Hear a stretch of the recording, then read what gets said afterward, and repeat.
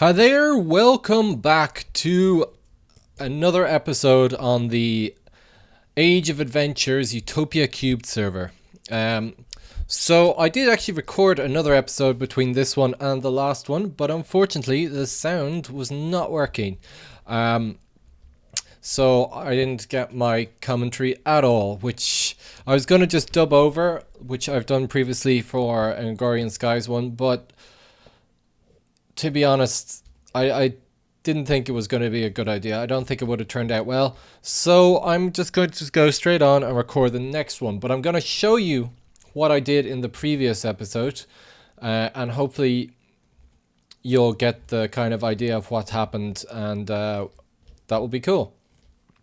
So I just kind of harvest these whenever I'm nearby because it's my only source of string. There's something attacking me, is there? There you are. Come here. So let's go and show you what I did last episode. Why is there no room in there? I need a better sorting system, I think, but not right now. So if we head down into my mines, and if you remember, I had a spawner down here, and what I've done is I've opened up the spawner so that we can get right in there.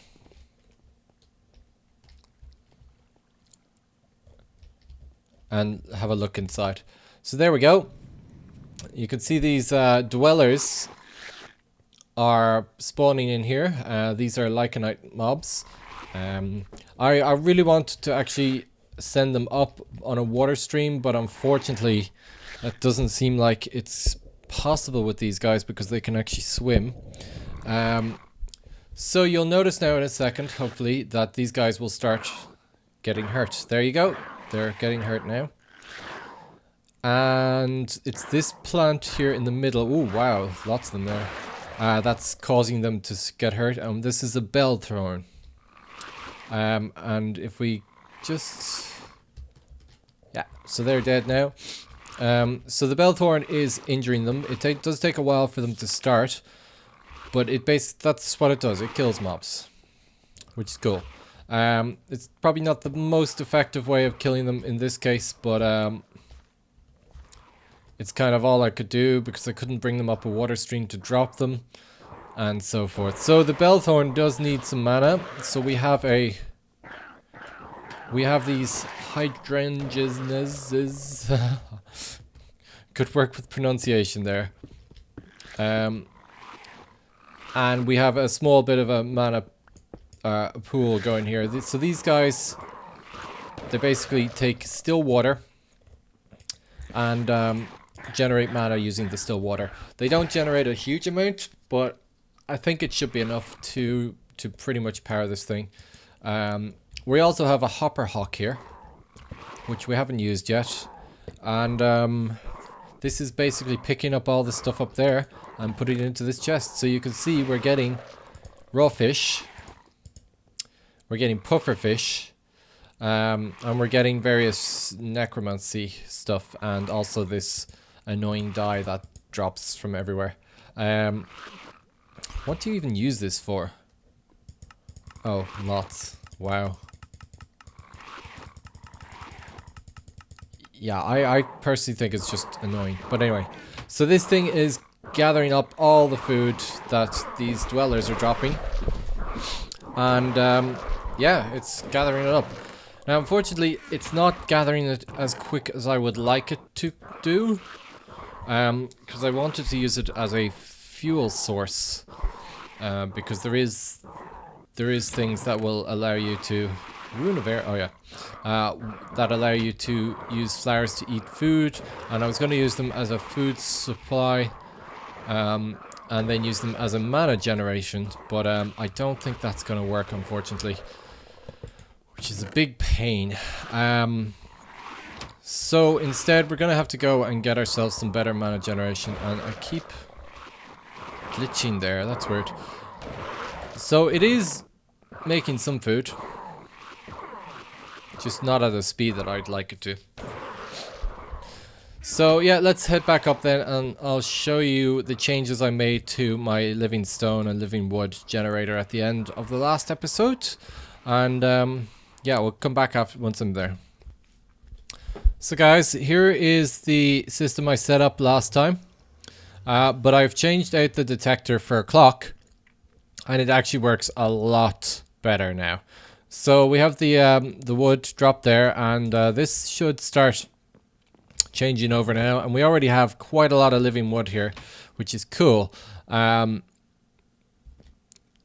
we could probably have gone with a better clock than that, because it is a bit excessive really.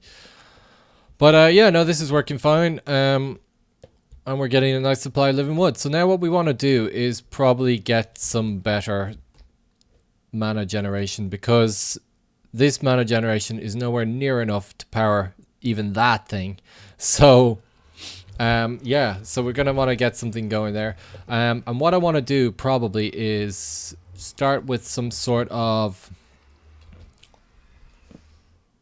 probably a nice something similar to one of the how-to episodes. So I want to make a tree farm, and then I will use that tree farm to power mana generation.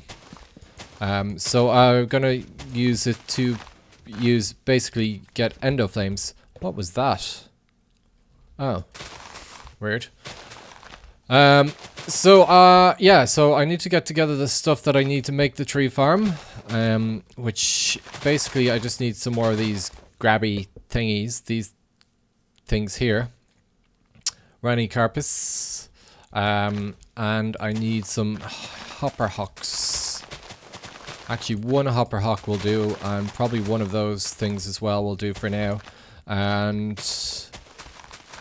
that's pretty much all I need. So let me just go craft those flowers, and we'll come back in a minute and hopefully get ourselves a small automated tree farm going. Yeah, so I'll be back in a minute. So before we go ahead and get the tree farm going, we want to get some sort of automated way of having these flowers powered. So we want to get some sort of dropper type system hooked up. So what we're going to do is... yeah, so what we want to do is we've got a furnace, and we're going to want to put the wood from it into the furnace. And then the wood, of course, is going to turn into charcoal. And then we want to drop the charcoal out with probably a dropper. I have a dropper here, and that's pretty much how it's gonna go. So we probably have to go down a bit for this, but if we put the dropper here, yeah, like so. And I also have some of these open crates from Botania, which will drop stuff if put into it straight away, I think. Let's check these out, because I haven't used these yet. So, oh, whoops. They don't have a GUI. So I think you just hopper stuff into it, and they drop it straight down, as far as I know.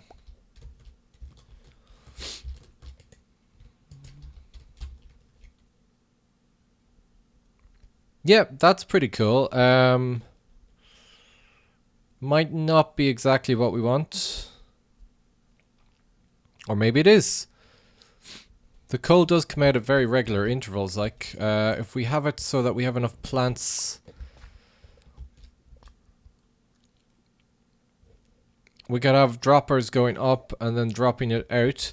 Because the other thing is, if you use the open crates, they don't fall into the hopper hawks. So how would we do that? Because we can't use the open crate upwards, whereas we can use these droppers upwards.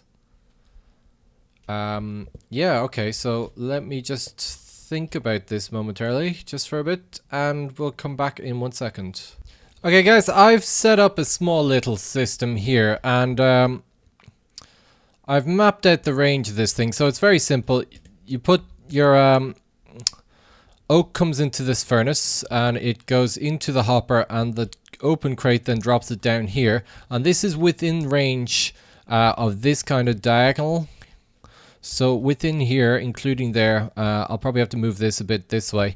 We'll be able to put these endo flames. So we're going to need a hopper hock somewhere. Probably somewhere near there, because it needs to put it into the furnace.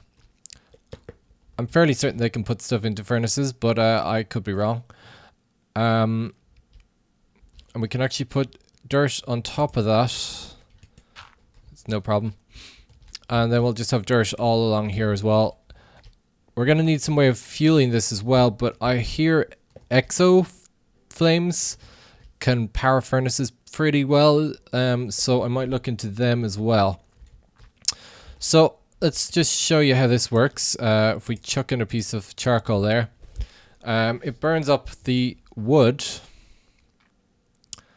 and the wood just simply goes into the hopper and gets dropped out from the crate. No redstone necessary. And then, of course, the endo flames pick it up and ready to go. So I'm not sure how many endo flames this should be able to power. It can definitely power more than 2 because they're still going when the next one drops. So that's good.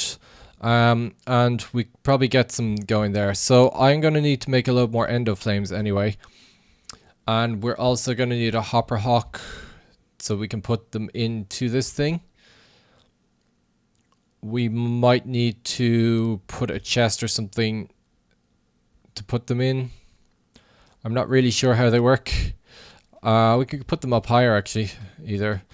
We'll see if the hopper hock can put them straight into this, because that would be cool. But we do need to put frames on them, don't we? Can we put a frame on the top? No.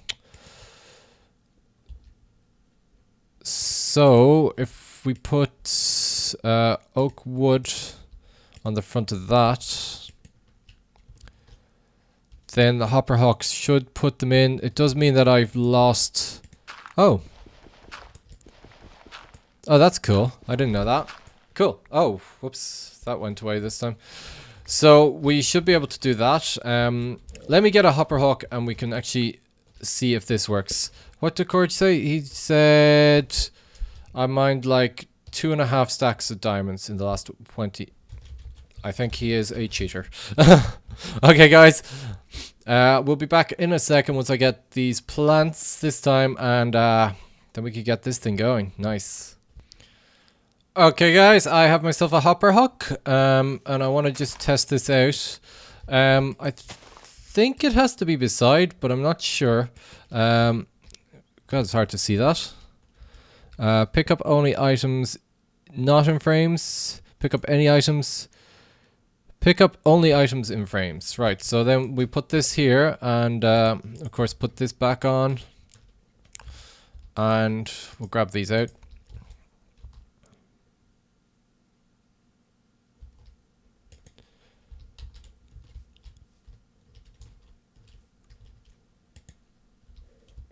And that didn't seem to go anywhere.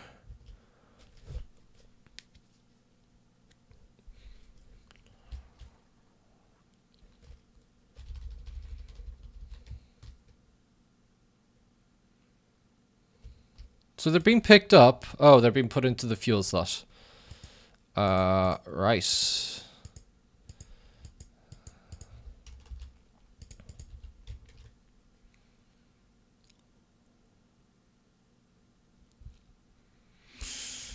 So yeah, I think it's because it's on the side, but how are you meant to put it on top? It's very strange. We'll put it up higher maybe.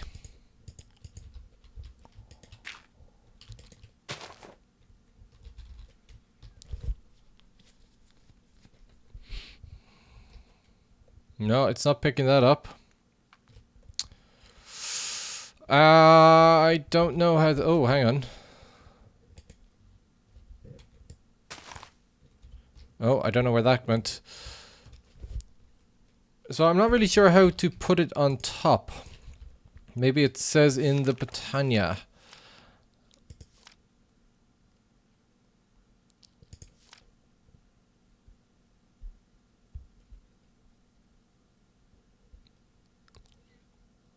Adjacent inventories, yeah.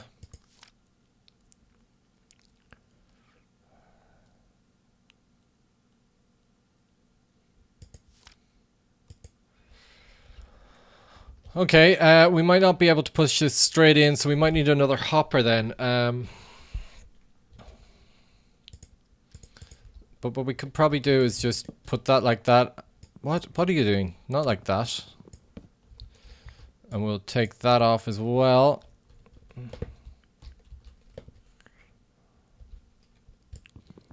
And we actually want to bring it into the top. So I'm sure I have another hopper around somewhere, so let me just grab one. Okay, so this should work. Actually, I didn't even realize that, but this is actually near enough to that pool to actually work. I didn't know that. That's cool. So this should now pick that up, and there we go. It's going. So I also have a ton more endo flames that I picked up. So let's see if this thing can actually keep up with production. So there's one active there.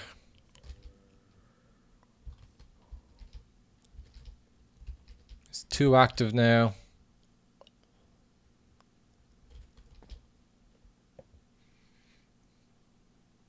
Three.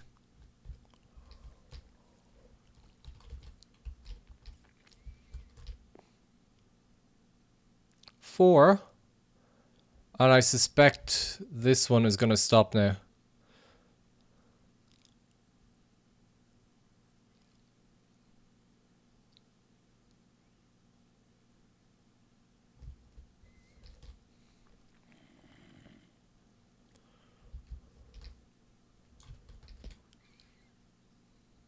Yeah, I suspect that one furnace can only do 4 endo flames.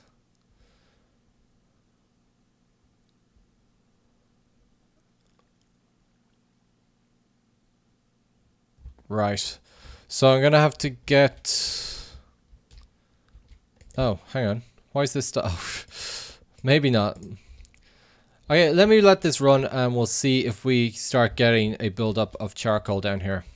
And if we do, that means that it is not producing enough coal. So I'm going to let it run and we'll come back in a minute. Okay guys, so the limiting factor actually here is the mana spreader. So we're going to need an upgraded mana spreader. I'm not sure what the upgraded one is.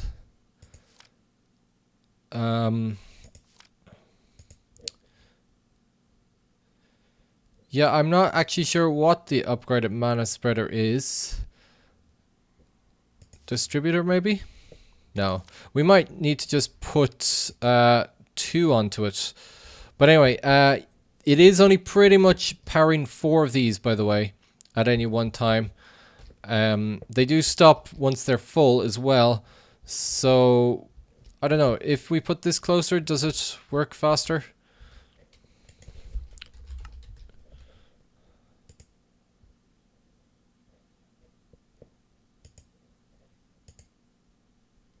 What is going on there?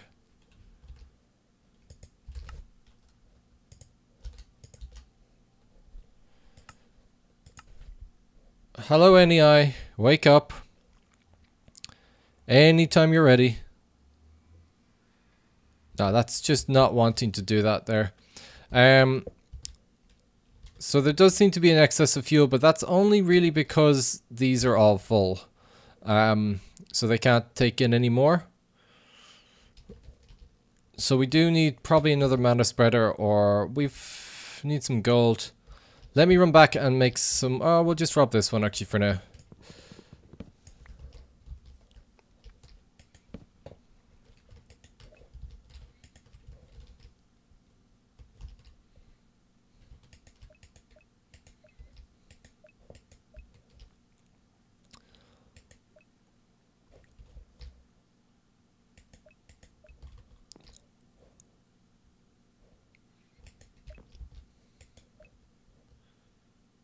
Doesn't seem to be taking from them.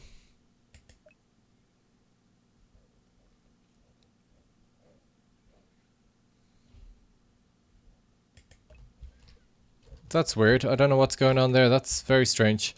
But it does maybe seem like... Well, we'll leave that there for now. And we are getting a nice amount of mana now, which is not too bad. So I probably want to duplicate this. Maybe put a second furnace open crate type thing. So that I can drop more coal. Oh, we don't even need a second... If we just put a second furnace in there... That might work. I do suspect, though, that we will need to power this in another way. So we need 2 hoppers and a furnace. I don't have enough iron to do that. So... There we go. These actually caught up, finally. Okay, so let me just see if I have enough iron for 2 more hoppers. 1 more hopper, maybe. 1 hopper. Yeah, 1 hopper. And also let me just check the recipe for the exo flame. Because I think that probably...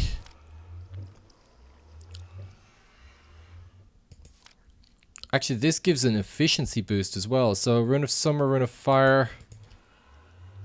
I don't have any melon. And this needs earth and air. Wow, this thing is... Okay. Definitely something to work towards. I might build one of those in between episodes.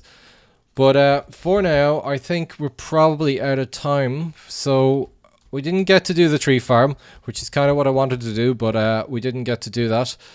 So unfortunately, we have to do that next time. And hopefully I can get my system for generating mana up and efficiently running as well as I can get, which would be really cool. So I hope you guys enjoyed the episode. If you did, remember to leave a like, and if you're not already, please do subscribe, and I will see you next time.